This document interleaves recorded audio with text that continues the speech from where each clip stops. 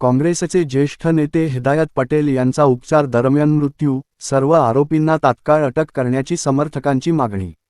अकोट तालुक्यातील मोहाळा गावात मंगळवारी धारदार शस्त्राने हिदायत पटेल यांच्यावर हल्ला। आज बुधवारी पहाटे उपचार दरम्यान त्यांचा मृत्यू झाल्याची बातमी समोर आली। अकोल्यात मंगळवारी घडलेल्या एका धक्कादायक घटनेने संपूर्ण जिल्ह्यात खळबळ उडाली होती।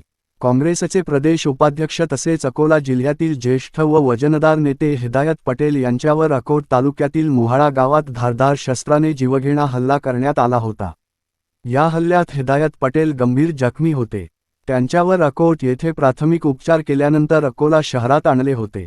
मात्र आज पहाटे ओझोन हॉस्पिटल अकोला येथे उपचारादरम्यान हिदायत पटेल यांचा मृत्यू झाल्याची माहिती मुलगा फतेह पटेल यांनी दिली। हल्ल्यानंतर जखमी अवस्थेत हिदायत पटेल यांना प्रथम अकोटमधील एका खासगी रुग्णालयात दाखल करण्यात आले होते। मात्र प्रकृती चिंताजनक असल्याने पुढील उपचारासाठी त्यांना अकोल्यातील रुग्णालयात हलवण्यात आले होते। मात्र यानंतर आज पहाटे त्यांच्या मृत्यूची बातमी समोर आली। हल्ल्याची माहिती मिळताच अकोला व अकोटमधील काँग्रेस कार्यकर्त्यांनी रुग्णालयाबाहेर मोठी गर्दी केली।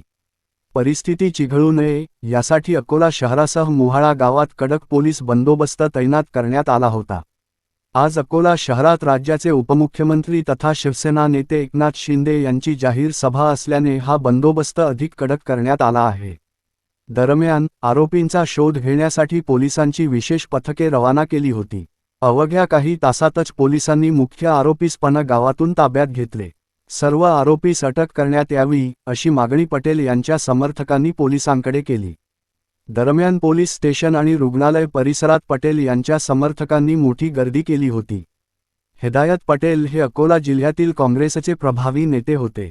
त्यांनी 2014 आणि 2019च्या लोकसभा निवडणुकीत काँग्रेसच्या तिकिटावर निवडणूक लढवली होती। साहब जो नाम दिए हुए बिल्कुल उनको अरेस्ट करो। ये गाँव लोगों का कहना है कि हमारा लिए हमारे को तो ये सबक दिए हिदायत पटेल ने कि बेटा अल्लाह बहुत बड़ा है, अल्लाह अपने साथ है। हमेशा जिंदगी भर ये बोलते थे बेटा लड़ाया झगड़ा करना, और हम इससे बहुत दूर है साहब। भाजपा पढ़ते थे कि हम लड़ते नहीं। भतीजे आहेत फतेह पटेल, त्यांच्या रिपोर्टनुसार काल गुन्हा नोंद झालेला आहे। 6 लोकांविरुद्ध गुन्हा नोंद आहे। त्याच्यामुळे की जो मुख्य आरोपी होता ज्यांना मारले तुम्हाला सगळ्यांना माहिती आहे। तो आरोपी आपण रात्रीच गुन्हा दाखल व्हायच्या अगोदर ताब्यात घेतलेला आहे आणि अटक आहे तो। ठीक आहे, ती प्रोसिजर होणार, त्याचं काय PCR व्हायचं होणार ते। आणि उर्वरित जी कारवाई, जी काही कायदेशीर कारवाई असते ती पूर्ण आम्हाला लीगली बाय लॉ त्या पद्धतीनेच करावं लागणार आहे।